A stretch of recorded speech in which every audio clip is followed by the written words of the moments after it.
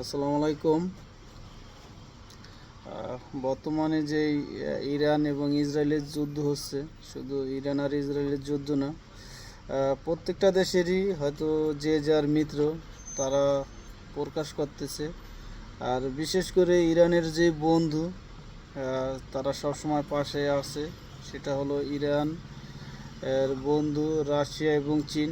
এবং ইসরায়েলের বন্ধু তো অনেক, আমেরিকা তো সবসময় ইরানকে হুমকি দিয়ে আসছে, এবং জার্মানি তো ইসরায়েলি সুরক্ষার জন্য তারা অত্যাধুনিক আকাশ প্রতিরক্ষার জিনিস পাঠাইতেছে, এবং ইউরোপিয়ান ইউনিয়নরা তো তাদের সহযোগিতা করতেই আছে। আর কয়েকদিন আগে আমাদের পাকিস্তানে একটা কথা বলছিল যে তারা ইরানের পাশে আছে। যখন ইসরায়েল হুমকি দিল তখন পাকিস্তান আস্তে করে চুপ হয়ে গেল এবং তাদের বর্ডার বন্ধ করে দিয়েছে। আর কিছু দু একদিন ধরে যে গণমাধ্যমগুলো যে নিউজগুলো দিতেছে যে চীন এবং রাশিয়া তারা ইরানের যুদ্ধের জন্য তারা অত্যাধুনিক অস্ত্র দিতেছে। আর সেটা গতকালকে একটা কার্গো বিমান করে ইরানে একটা বিমান পাঠায় চীন। সেটা যখন আকাশে উড্ডয়ন ছিল তখনই ইরানের ট্রান্সপন্ডার বন্ধ করে বিমানটি ল্যান্ড করে, এবং রাউটারে যেন বিমানের অস্তিত্ব না জানা যায় সেই জন্য তাদের দেশে রাউটার বন্ধ করে দেয়। এতে করে অনেক মিশনারি পাঠায় চীন ইরানের জন্য। আর সৌদি আরবের কথা কি বলবো, সৌদি আরবের যুবরাজ শুধু মুখেই ফাঁকা বলি দিতেছে।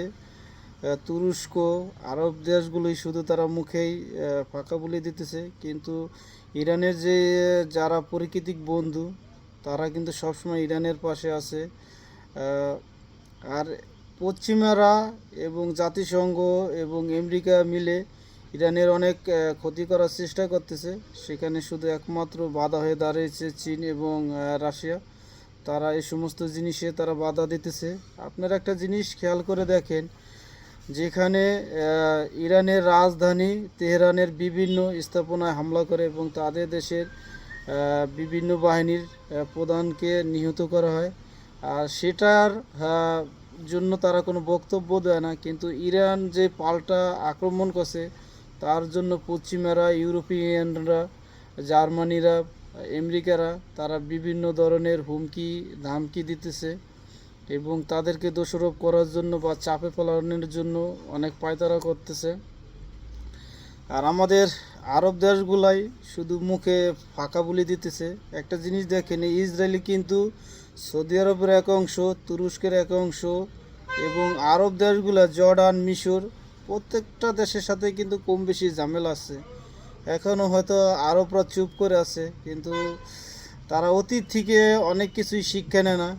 তাদের মাঝে মধ্যেই তাদের দেশে আক্রমণ করে ইসরায়েলের। এখন হয়তো ইরানের সাথেও তারা যুদ্ধ করতেছে, হয়তো এখন আরবরা হয়তো মুখে ফাঁকা বলে দিতেছে, কিন্তু বিপদ তাদেরও হয়তো এক সময় আসবে। এখন হয়তো সময় একতা হওয়ার। আজ এ পর্যন্তই। ভালো থাকবেন সবাই। আল্লাহ হাফেজ।